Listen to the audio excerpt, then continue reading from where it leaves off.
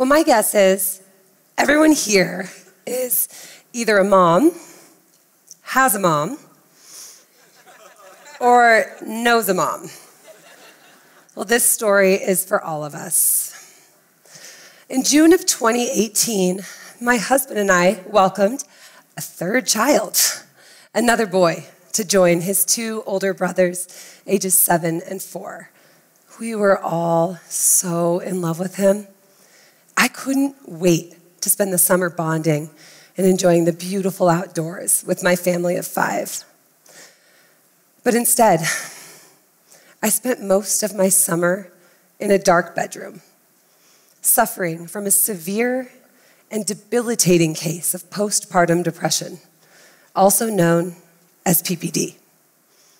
By mid-July, on one of the worst nights when I couldn't sleep, my bedroom fan began to chant to me, "Singe their clothes, singe their clothes," beckoning me to light my house on fire and burn my children. I had 3 kids to raise and a nonprofit organization to run, and yet here I was, hearing voices in my head telling me to hurt my family. I'm here today to tell my PPD story because my hope is it will help destigmatize and normalize this very common condition in new mothers, your friends, your wives, your sisters, even yourselves. You will need these tools to identify postpartum depression because she or you are going to want to hide the scary symptoms that come with it. PPD is a perinatal mood disorder caused by physical changes in women. Hormones drastically shift and drop after we have babies, causing emotional repercussions that are made even more severe when we are sleep deprived. According to Postpartum Support International, PPD is the most common complication of childbirth, impacting approximately 15% of women. Yet, it's incredibly rare to hear anyone talk about it. Postpartum psychosis is even more taboo. It's that lovely little illness that causes those delusions and paranoia that I suffered from, and it only occurs in every 1 out of every 1,000 births. In the most tragic and rare cases, those dark visions become actions, and the women can hurt or kill themselves or their children. I started feeling like something was off just a few days after giving birth. First, it became incredibly anxious and paranoid, unable to think straight.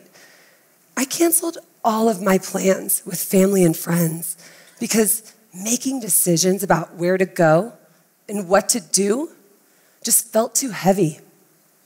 I was also terrified of germs and convinced that my son was sick. I checked his temperature every hour for a fever, but he was normal.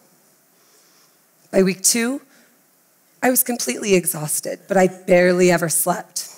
When I would lay down to rest, my brain would turn on full blast, becoming a revolving wheel of negative thoughts and fear.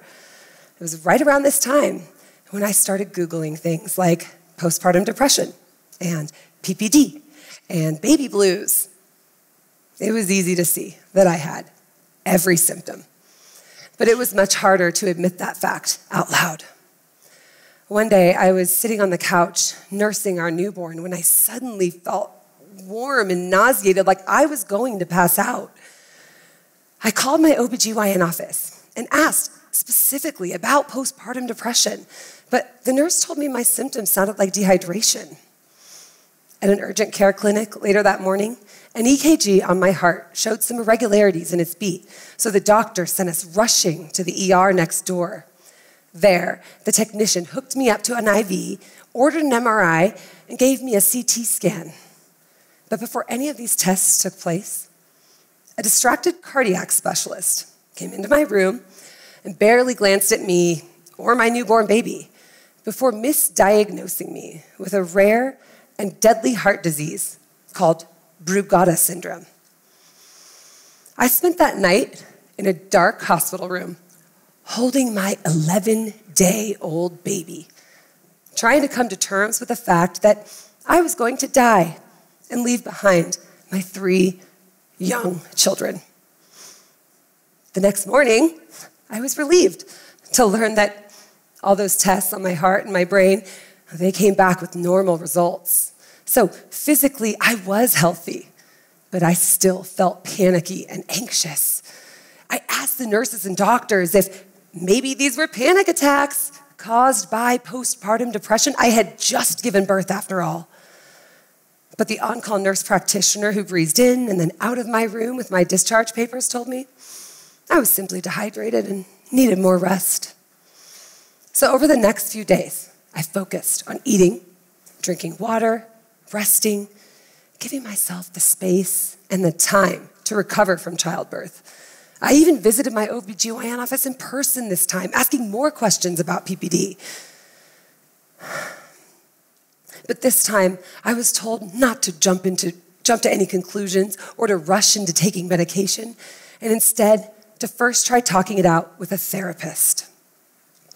But unfortunately, my situation got much worse before I started any treatment.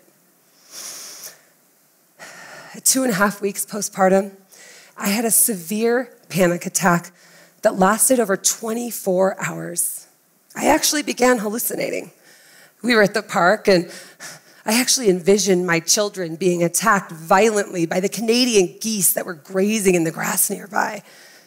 Then on our walk home, I had more visions, this time of my kids being run over by cars and killed. I was so shaken with anxiety that I was convinced I was having an actual heart attack. I told my husband, something isn't right. Perhaps I'm bleeding internally, or maybe I actually do have Brugada syndrome. On our way back to the ER, I nearly jumped out of our moving car when I had another hallucination, this time of our infant's car seat detaching and slamming against the side of the door. When we got there, the check-in clerk recognized me from the week prior, and she smiled at me sympathetically as she took my vitals. My heart beat normally this time, but I wasn't leaving without a diagnosis. The ER doctor came in, a different one than the week prior, and this time he spent just 5 extra minutes to actually listen to me talk about how I'd been feeling. He showed me compassion when he sat down on my hospital bed, squeezed my big toe gently, and told me I had postpartum depression. He said PPD is common, that it looks different in every woman, and that I would fully recover. He then prescribed 2 medications and told me to be patient because antidepressants can take up to 3 weeks to begin working. Now, up until this moment, I'd never suffered from serious, ongoing depression before, and I'd never taken medication for anxiety. I was a healthy, mostly put together, high-functioning human.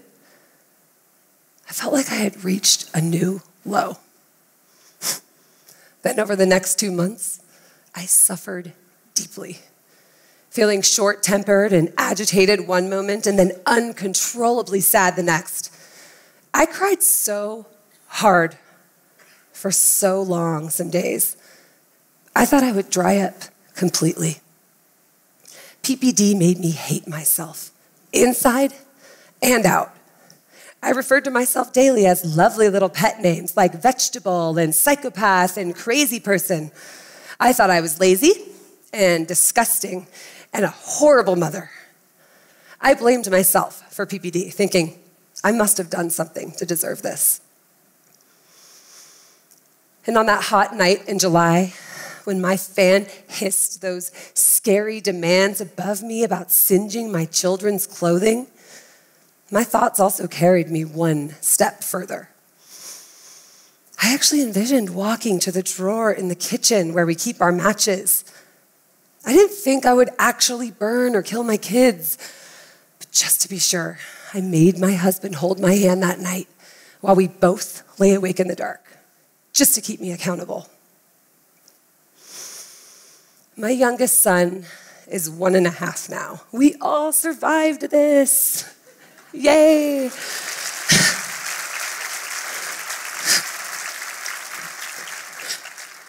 But I am most definitely still a work in progress, guys.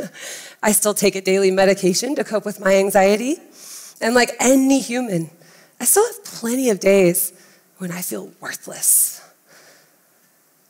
But at my lowest point, I thought I would never function or work or be normal again, and yet here I am. Moms, PPD is not your fault, but your symptoms are real. Get treatment now. You will recover from this very common condition in new mothers. And when you do, I hope you will share your story with every mom you know. We all need to start talking about postpartum depression. Thank you very much.